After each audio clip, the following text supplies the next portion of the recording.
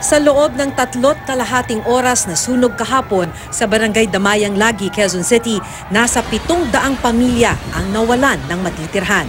Ito ngayon ang itsura ng komunidad. Nangangamoy usok pa at nagkalat ang mga sunog na gamit sa masisikip na iskinita. Sa gitna nito, nilinis ni Ruel ang natira sa nasunog niyang bahay. Sunog man daw kasi ang bubong, natira naman ang pader. Wala po kami mapuntahan.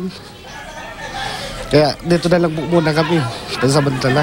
Sa probinsya, hindi naman po masyado anong hanap buhay. Kaya dito na lang muna kami. Swerte pa kung tutuusin si Ruel. Nasa bangketa ang marami sa mga nasunugan. Walang ibang mapuntahan. Wala na ngang masilungan, kapos pa sa mga pangunahing pangangailangan. Walang pera nga, nagutom na nga kami dito. Walang tubig, walang pagkain nga. Walang mga pera, yung mga tao wala pang sahod.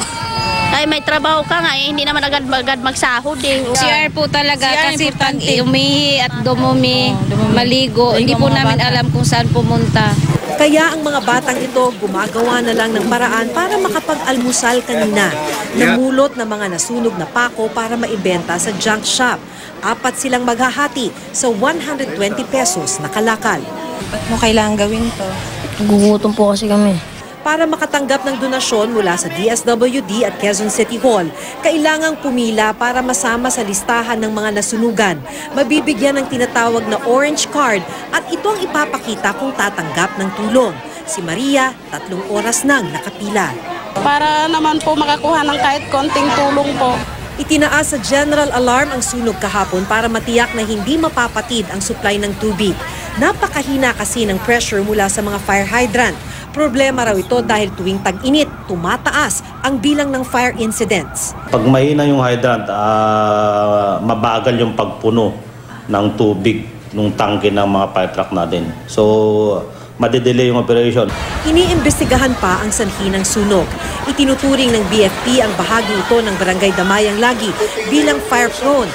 Dikit-dikit kasi ang mga bahay na gawa sa light material kaya mabilis kumalat ang apoy. Noong December 2015, nagkasunog din doon na ikinasawi ng 9 na tao. Mahigit 100 pamilya ang nawalan noon ng tirahan. Nasa 700 pamilya naman ang naapektuhan sa sunog noong February 2017. Maki Pulido, nakatutok, 24 oras.